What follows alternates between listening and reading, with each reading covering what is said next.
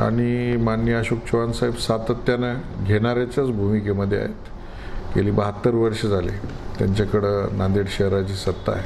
आपल्याला माहीत आहे की माननीय एकनाथ शिंदे साहेब देणारा व्यक्ती म्हणून या महाराष्ट्रामध्ये प्रसिद्ध आहे आणि 2.5 वर्षामध्ये त्यांनी त्यांच्या कामाच्या माध्यमातून जो काय ठसा उमटवलेला आहे आणि त्या माध्यमातून 60 आमदार त्यांनी निवडून आलेले आहेत. जो माणूस देत असतो त्याच्याकडेच लोक येतात आणि एवढा लोकांचा जो आशीर्वाद आहे तो त्यांना लाभलेला आहे म्हणून हे 60 लोक निवडून आले.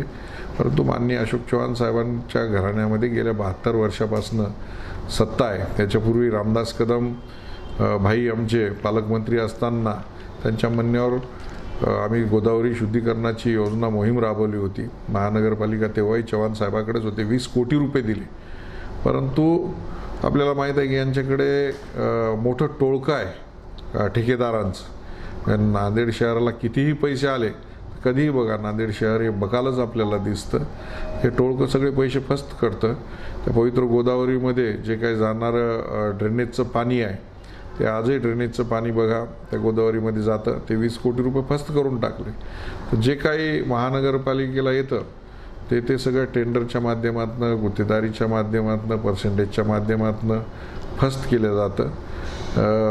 परत ते काही फस्त करण्यासाठी मागणी होती का काय असा मला त्यांना सवाल करायचा आहे. कुठंतरी एक नांदेड शहर आपण कालच एक पत्रकार आमचे माननीय विनायक एकबोटे साहेबांनी वृत्तपत्रामध्ये लेख दिलेला आहे. ते वाचून त्या पद्धतीचं शहर असावं. कचऱ्यावरती आपण 250 कोटी रुपये आपण खर्च करताय. नांदेड शहरामध्ये कुठेही फिरून बघा सगळीकडे प्लॅस्टिक, घाण, कचरा साचलेला. आम्ही नगरसेवक होतो. सकाळी 5 वाजता उठून आम्ही फिरायचो शहरामध्ये. परंतु आज कागदोपत्री कचरा उचलला जातो. मोठ्या प्रमाणामध्ये शहरात घाण आहे. चेंबरचे झाकणं तुटलेले आहेत. शहरामध्ये खड्डेच खड्डे आहेत. वाहतूक यंत्रणा कोलॅप्स झाली आहे. नळाला पाणी गोदावरी उशाला असून सुद्धा 2-2 दिवस पाणी येत नाही. येतं तर बऱ्याच ठिकाणी दूषित पाणी येतं. ड्रेनेजचे सगळे ज्या लाईन्स आहेत त्या कोलॅप्स झालेल्या आहेत. लोकांच्या घरामध्ये पावसाळ्यामध्ये उलटं संडासातनं पाणी येतं. ही बकाल अवस्था आहे.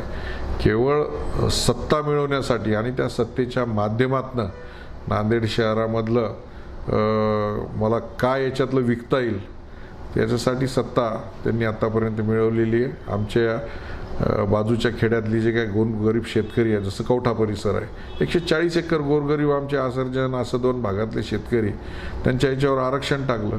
तिथं आता कोर्ट बांधायला लागलेत आणि आहे ती कोर्टाची जमीन, जिल्हा परिषदची जमीन, ह्या जमिनीवरती शॉपिंग कॉम्प्लेक्स काढायला लागलेत. हे सगळं माहेश्वरी आणि बिल्डर आणि या धंदाणीयांसाठी मोठ्या प्रमाणात शहरातल्या मोक्याच्या जागा विकायच्या हा जो धंदा आहे हा धंदा कुठेतरी बंद झाला पाहिजे.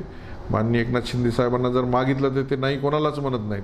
सर्वात जास्त सह्या करणारा मुख्यमंत्री म्हणून माननीय शिंदे साहेबांची ओळख आहे. त्यामुळं आपण मागणारच काही नाही आणि देणाऱ्याने देत जावे म्हटल्यावर आपण कायम घेणाऱ्याच्याच भूमिकेत आहात. आपण कधीतरी नांदेडला देणार आहात की नाही हेच माझा त्यांना विचार नाही. अशोक चव्हाणांना मॅनेजमेंट गुरु म्हणतात. मग नांदेडचं नियोजन त्यांना जमलं नाही का?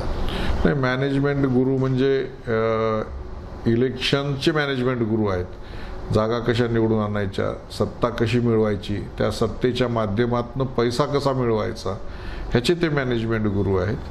पण आपण बारामतीसारखं शहर बघा, अकलूजसारखं शहर बघा, तालुका प्लेसेस आहेत, छोटी छोटी गाव आहेत. गेल्यानंतर तिथं जो फील येतो आपल्याला तो फील गावात कुठंच येत नाही. आता नव्याने चैतन्यनगर रोडला वॉकिंग ट्रॅक झाला. त्या वॉकिंग ट्रॅकवर आत्तापर्यंत जर इतिहास काढला गुरुता गद्दीपासनं तर 3दा आत्तापर्यंत पैसे त्याच्यावरती उचलून खाल्ले या लोकांनी. आता कुठं एखादा ट्रॅक आमच्या शहरामध्ये बरा दिसतो पण हे सगळीकडे गावात झालं पाहिजे ना. होत नाही ते, कारण लक्षच नाही. कारभाऱ्यांचं मुख्य लक्ष कामाचे टेंडर्स, ठेकेदार आणि पर्सेंटेज याच्या पलीकडे शहरात लक्ष नाही आहे. अशोक